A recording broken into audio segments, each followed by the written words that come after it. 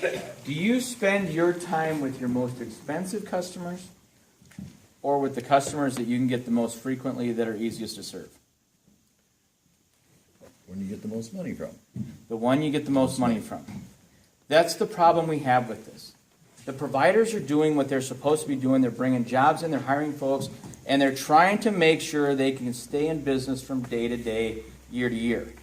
The state's role is going to have to go to those hardest customers over the hill and through the woods to grandmother's house that nobody else is touching. Now, I'm going to tell you something. I've been pushing for that. I've been pushing unserved versus underserved for as long as I've been pushing this bill.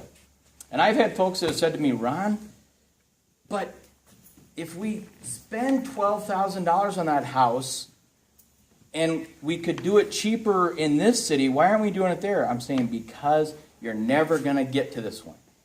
And I'll tell you, it's unpopular. People hate my stance because if you put this together economically, my numbers are very expensive. But guess what? Grandma still should be able to FaceTime her kids or get to telemedicine or to have access to educational opportunities. And it's not going to make everybody happy. But it's all we can do. We've got to get to the hardest to reach areas first. That's what government does. You mentioned the Rural Electric Unification Act. Absolutely. Let's get to those barns that are building kerosene lamps when we could have made their lives cheaper by running electricity. I'm with you. I'm with you. I'm standing with you shoulder to shoulder, and I know Representative Davis is trying to get connectivity in all these homes. Let us work together and march along the same lines. It's going to take some time. Because I can tell you, 3 miles of fiber is a long ways to go if you're trying to put in frozen ground and you're also trying to coordinate with everything else. You had mentioned the dig once. Guess what? If I dig fiber today and then tomorrow I come through with electricity overhead and then the next day I run sewer and water, that's not very efficient. So we have to coordinate in that. And now we're talking permitting. Now we're talking PUC. Now we're talking all of these other things. It takes time. So what I'm saying is we're all pushing the right way. It's just a really big boulder that we're lifting right now. But that's strategic and planning, that's just common sense and corporate thinking. Let me ask you, I'm naive to this and new to the subject, so explain, I'm trying to understand what this gentleman was talking about the funding being cut. Why does the government feel, and why did they, not to make this partisan, but why is there hesitation? Why don't we move in a forward-leaning manner and put the money out there, not just to shore up the corporate folks, but to do this? Could you I'd like to take a stab at that. Yeah. You know, we say 100 million for this, 100 million for this. Pretty soon we're talking 200 million. What happens is there are tremendous competing groups out there, whether it be, I just got a call from Star Tribune today. Representative Clark Johnson, my good friend from North Mankato, has come out with a proposal that you wouldn't put it in broadband, you'd put another, I think, $400 or $500 million into the reserve. Well, if we do that, how much is broadband going to get? And then when your K-12 school teachers come to you and say, Ed Minnesota says we want to do this, this, or this, or your nursing homes, or the farmers, or the property tax reductions, or all the things that we do, this is one cog. It's one very, very important cog. And I don't want my comments to be misconstrued, as I know they will be, when I said, when we go into the future, are we going to look back? I want to do the right thing. Those comments were that we do the right thing, we give this some thought, we don't rush into things, we get this done, and we get it done right. And also, the gentleman going to Preston, no, he shouldn't have to go to Preston. He should be able to do this from his home. But my first thought was, why would you drive to Rochester? He should have it in his home. So let's get that cleared up. But $100 million, why were things cut? Because Representative Kresha and myself, Commissioner Lance, school board member here, these people have many, many competing interests. And so what's more important? Funding our school kids or taking care of grandma in the nursing home? Or money for broadband? Or money for this or that? So you have tremendous competition. We have because of my tax bill, we have a $1.9 billion surplus. Everybody says, Greg, sounds like you're taking credit. Well, let me ask you this. Had we had a deficit, who would you have blamed? I would just suggest that.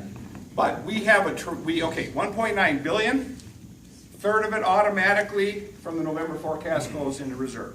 Okay? That's what the law says. Governor Dayton, House Republicans and others put that together. Fine, I don't have a problem with that. So we have $1.2 billion. Do you have any idea, as tax chairman, how much I've had in requests for that $1.2 billion? I'm not even talking tax cuts. 10 to 1? I'm not even talking anything like that. I'm talking about spending. I'm keeping track. It's over 10 times that. So to your point of why not just fund things, or you weren't saying it quite that way, but why cut broadband? Because there's a lot of folks that want a lot of things, and that's why we get paid the big bucks to determine those things. And domestically and internationally, this equation's been run. We can look to other parts of America that are expanding.